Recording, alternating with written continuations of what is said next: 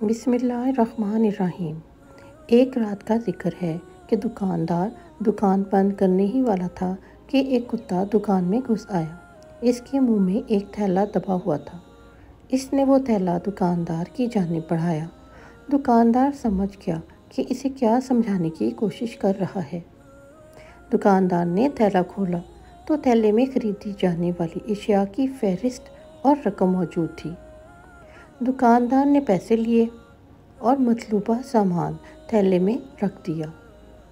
कुत्ते ने फ़ौरन सामान का थैला उठाया और चला गया।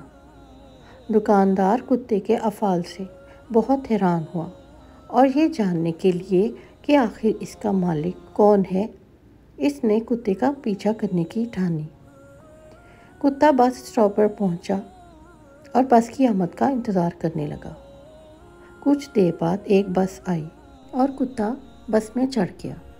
जैसे ही कंडक्टर नज़दीक आया, वो अपनी गर्दन का पटा दिखाने के लिए आगे बढ़ा, जिसमें किराया और पता दोनों ही मौजूद थे। कंडक्टर ने पैसे लिए और टिकट दोबारा गले में बंदे पट्टे में डाल दी। जब वो मंजिल पर पहुंचा, तो कुत्ता सामने के दरवाजे की तरफ बढ़ गया और अपनी दुम हिलाकर इशारा किया कि वो नीचे उतरना चाहता है। बस जैसे ही रुकी, वो नीचे उतर गया। दुकानदार अभी तक इसका पीछा कर रहा था। कुत्ते ने टांगों से घर का दरवाज़ा खटखटाया। इसका मालिक बाहर निकला और उसे लाठी से बुरी तरह मारने लगा। हैरान परेशान होकर दुकानदार ने इससे पूछा कि तुम आखिर कुत्ते को क्यों मार रहे हो?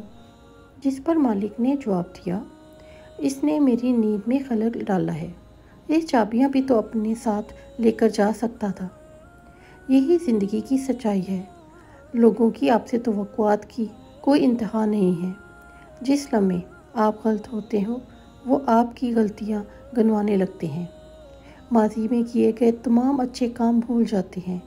एक ज़रा सी गलती फिर बढ़कर राई से पहाड़ बन जाती है। ये इस मादी दुनिया की फितरत है। अगर आपको कहानी या इसका नज़रिया अच्छा लगा हो तो प्लीज़ मेरा चैनल सब्सक्राइब करें और